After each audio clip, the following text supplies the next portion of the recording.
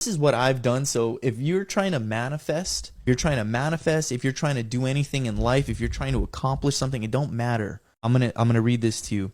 In my journey with manifestation, I established specific laws or guidelines to adhere to and conditions that pave the way for desired outcomes. One profound experience was my ability to perceive premonitions. To achieve this, I'd set a condition where every evening I would converse with my past self, visualizing a communication with the version of me from the day before. So on Tuesday, I had envisioned communicating with my Monday self. This daily practice initiated a feedback loop where my future self would then connect with me in my present, allowing me to tap into that energy. The outcome is frequent episodes of deja vu and a heightened intuitive sense. This is merely a snapshot of how one can design conditions to realize specific results.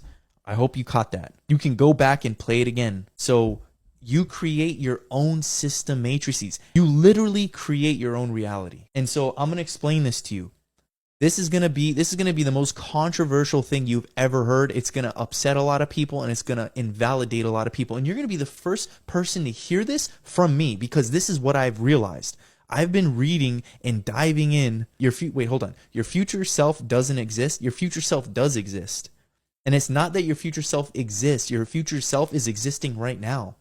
There's multiple versions of you existing right now, and you can jump to anything. Reality is literally a thought process. I'm going to explain something to you. I want you to just bear with me. You are hearing this first. I don't think anybody has ever said any of this. Now, this is what I've learned, and this is what I now know this. So this isn't my truth. This is the truth. You can treat it however you want. But the whole terminology of all of these deities that existed, whether they did or they didn't, it is a fictitious hierarchy that thought and belief give energy to. So the thing is, you are allowed to believe and know in yourself. Please pay attention with what I'm about to say. The elite have created their own religion and their own deities that are symbolic to what they worship.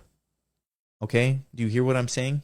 So when you hear Baal, or Baal, all of these demonic essences, Satan isn't a real person. It's a collective.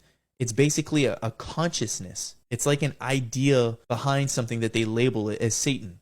So think about this. These deities, the Baphomet, Baal, they're all metaphysical of some form of an idol or a totem or something that belongs to the collective of Satan. You see what I'm saying?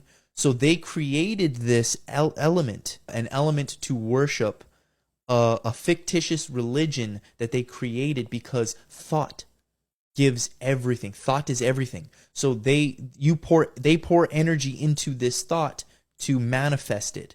And by manifesting it makes it somewhat real in the ethereal. So that's why you can get hit by energy or entities, because it's the same thing as the apple trick. When you put your hands out and you say apple, apple, apple into your left hand and you imagine an apple forming, what happens? You feel something materializing in your hand.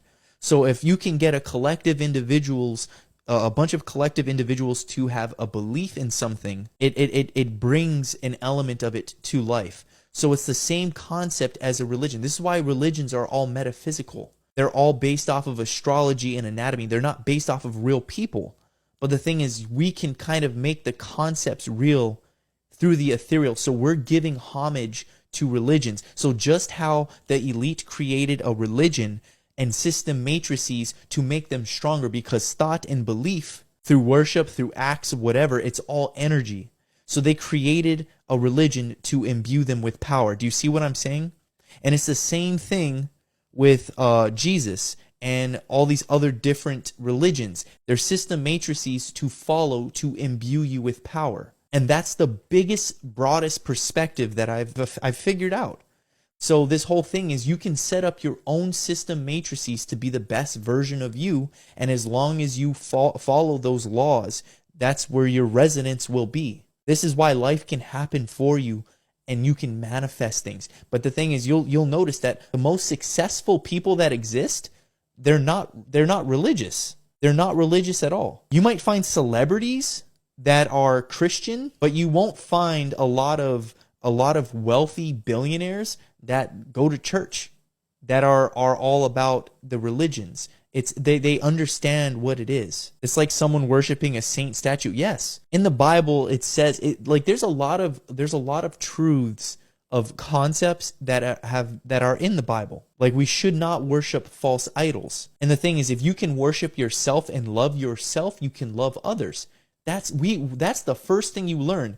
It's the same thing when you get in a relationship with someone. You have to learn how to love yourself before you can love the person that you're in a relationship with. And that's how it works. So that's the thing is, yeah, I should worship myself, my temple, and worship my state of mind into a blissful state so I radiate love and I'm virtuous and I radiate that frequency so I'm able to lead the pathway and people will be influenced by my virtuousness. Does that make sense? And the sacred oil is just the Christos oil. It's just the functions, the autonomic functions of the body through retention. So you can imbue things with energy. And that's what religion is. So they know this. When you say it like that, it makes so much more sense. Thank you. See, that's what I'm saying. So there's something, everything is, no, and this is what the government tells us. The government says that we manifest our reality. That's why when you worship Jesus, Jesus comes to you. That's why all of these different religions, it's like, oh, Allah visited me. Oh, Shiva visited me. Oh, Buddha visited me. Oh, Jesus Christ visited me. But he was white. Oh, but was he white? Was his name Jesus? Was his name Yeshua? You got to understand, you're creating that.